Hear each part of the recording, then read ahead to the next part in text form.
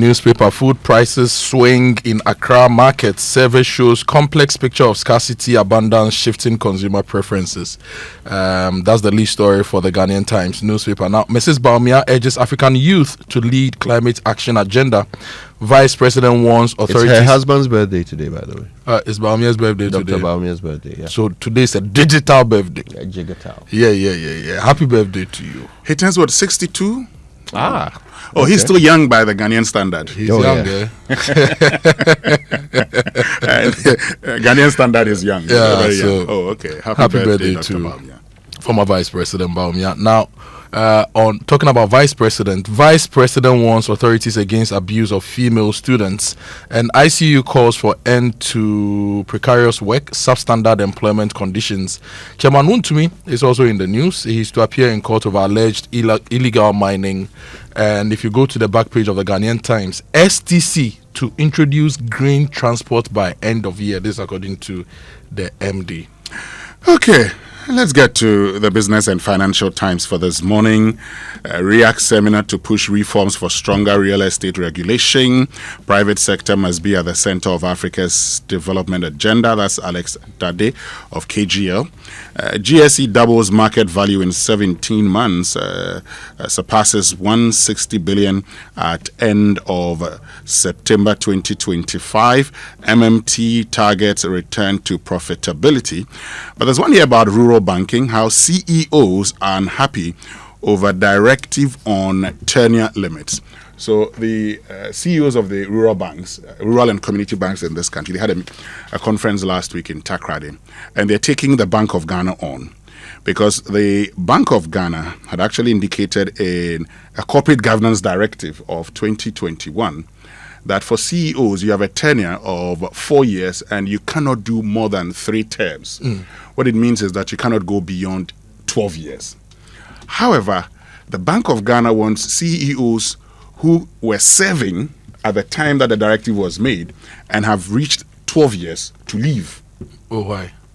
Good. And they're saying that you cannot do that because Parliament makes it very clear in our Constitution. Article 107 is that, for instance, Parliament shall have no power to pass any law which operates retrospectively to impose any limitations on or to adversely affect the personal rights and liberties of any person or to impose a burden, obligation, or liability on any person. Now, if you are doing that, they make the point that we don't have a problem with the law, with the guidelines. All we are saying is that let it start from the date of the guideline.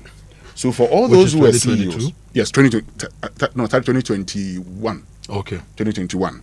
And 2022, yes, April 2022. So for all those who were CEOs and came into office in 2022, some of whom didn't even have contracts, as in term limits, let everyone who now becomes a CEO know that, okay, this is it. You have term limits, 4 years. Then after the 4 years, if they want to renew it, they can renew it. If they don't want to renew it, you go. And those who have their tenures renewed, after 12 years, they go. Bank of Ghana says no. They must adhere to the directive. And so it's become a conflict, and they have threatened to go to court. But I say that. No, because you want to make a point here. No, I'm listening. I'm saying that, look, these guys, at that same area, they're talking about posting profits over some 780 million. What would hurt if the Bank of Ghana waits so that today, if you go and become a CEO, you know that you have a 4-year tenure, renewable twice, and you're out? I seriously do not understand the Bank of Ghana in all of this. For me, with every rule, every law, the first thing I want to understand is what problem is it seeking to solve? Good question. Right? What problem are you seeking to solve? If you say that a CEO can serve 12 terms, 12 years, but not 13. Okay, so why? What problem are you solving? So if they serve 13, 14, 16 years, what goes wrong? Right? Yeah. So what are you protecting the banking system from when you say that a CEO can only serve 3 terms? What problem are you solving? And Can like a question you asked earlier? Can you, after you served 3 terms at one rural bank, can you go and serve another 3 terms at another rural bank? Yep. You can go to another rural bank. So what problem are we solving? What is it in aid of? I get you. It seems a bit arbitrary. And there's a need to understand. Does what that are apply you? to the main commercial banks? Does it? We need to find out. We need to find out. I do not have that information now, but we'll find out. I mean, this is something that we'll talk about more. Let's get into the Let's go to the Times. Economic Times. Cocoa price slump threatens Ghana's forex inflow expectations, but gold price boom can take up the slack. The story comes with a photo of the BOG governor, Dr. Johnson Isiama. Now, IMF is confident in Ghana's economy post-program management as fifth review almost concluding. And economists share sustainability concerns as Ghana hits single-digit inflation. Now, the daily guide for this morning: want to be granted 1 million Ghana cedis bail, faces court today. Empower youth in climate change. That's Samira Baumia. Jakpa complaint: sour grapes. And one of my son's favorite words, sour. Sour. Dame storms CID with 100 lawyers. Yeah, I heard about that yesterday. I thought it was 70 earlier. I heard 72. Yes, I had 70. The spokesperson said there were 70. And good Lord. Well, he's entitled to his lawyers. Richard Jakpa lodges a complaint and he goes there. NPP rejects PURC invitation on tariff hike, and a nurse caged for murder. Wow. Oh, gosh. Yes, and the knife used in the crime is actually shown here on the front page of the Daily Guide. We go online now, and the online... Are you in a hurry to go on? We have other papers? We have other papers. Forgive me. The New Republic says Galamsey Godfathers, investigative journalists, unpacks how politicians turned forest into craters and water into toxic solution. Parliament paused, Galamsey reform stalled. Speakers delay cast shadow over LI 2462 revocation, and justice on trial. Dame fights back as allegations, protests, power plays collide. NPP's Galamsey star in court today. Okay. Yeah. Are we done with the Economic Times? We are done with the Economic Times. Okay, I think I have a last one here. The National Enquirer that says Julius Debra lights up 2025 Dodua Mayem Festival. I hope I got the pronunciation right. Mahama reset agenda about inclusion and institutional renewal, not just infrastructure. And Cabinet approves Okada Bill Transport. Minister, okay. Obviously, Free Accra champions peaceful coexistence at UN General Assembly diplomatic reception, and Ghana's Black Stars near qualification as Sport Minister sends rallying support, and Agogo gets tomato processing plant. Yay. I heard. Oh, nice. I heard about the Dodua festival. I hear it was very colorful.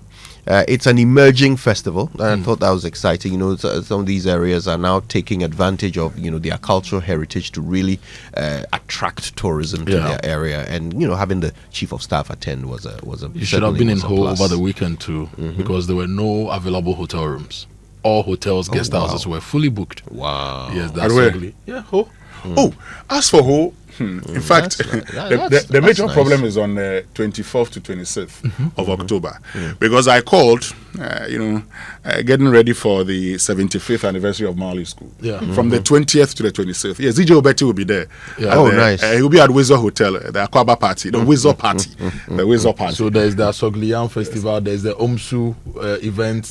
And I was told that every hotel I called fully booked except one, the most expensive. And then there's also Agotime Kweto Kente Festival. That's past now. It's past. Yes. Next year we have to Agbamavo go for that. Festival. Yeah, we have to go for that festival. It's good. It's good to see money move around. Yeah. The country through these events. Thanks to tourism. So yeah, You see, and that's something. I know my brother Kojo Akotobuating likes the funeral bit, which is very good. Look, funeral tourism doesn't just benefit the town in which the funeral is being held. So when my father was being buried on the 15th of March, my friends who left Accra in the morning got to Takrady at midnight. Now, they didn't just drive straight to Takrady No. and got there by midnight. They stopped at Winneba. They hit every rung on the way down the They ladder. stopped at Winneba, stopped at Elmina, stopped at Cape Coast, stopped at Elmina, and finally got to Takrady. In fact, they didn't come to Mpoho until the following day. And so, Winneba benefited, Elmina, Cape Coast, Takrady, and then Mpoho. You see? And they topped it up with funeral jollof. Sharp. Which cures all ailments except being broke. Imagine. So the good news is that it actually helps you, right? It helps the economy. All the towns on the stretch would benefit. Yeah. Do you know, yesterday I learned something about an opportunity Ghana is missing when it comes to tourism. He hasn't given me permission to mention his name, so I won't. But this is an official from the field of tourism.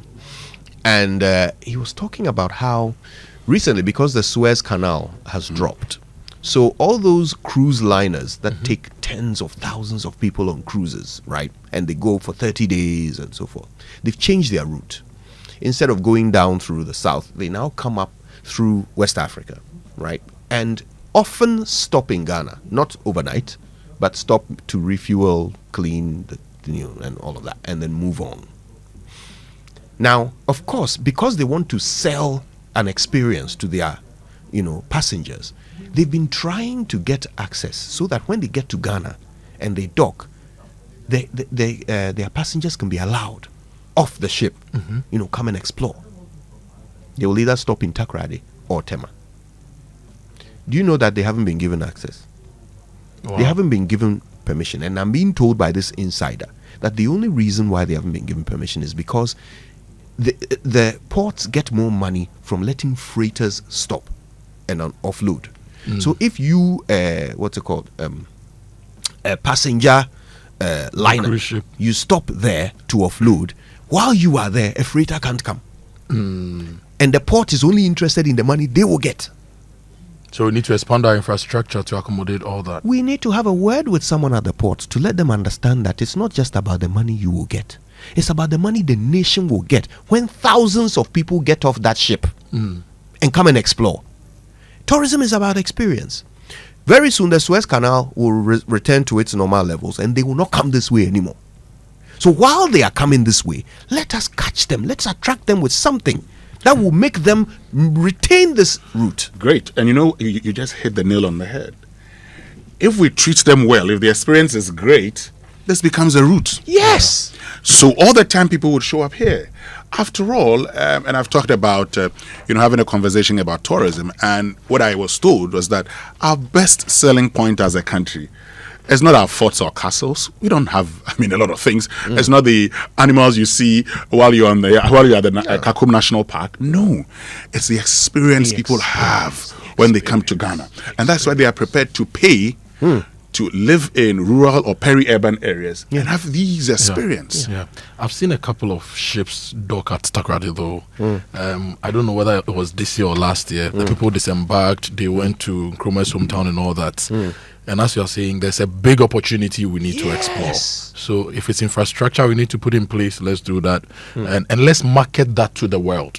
So they know that there's an opportunity in the actual center of the world for enjoyment. Enjoyment.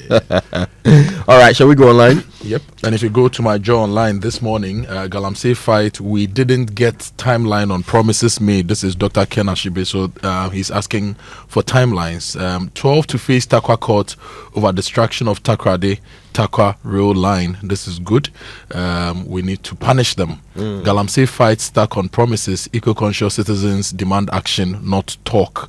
Wontumi granted 1 million Ghana cedi bail over Galamsey related case to face more charges on Tuesday, and 9 months still no hotline. Awula Sewa blasts the government's slow Galamsey response. Claims against Dame purely political and born out of dislike for him. This is Alfred Yeboah.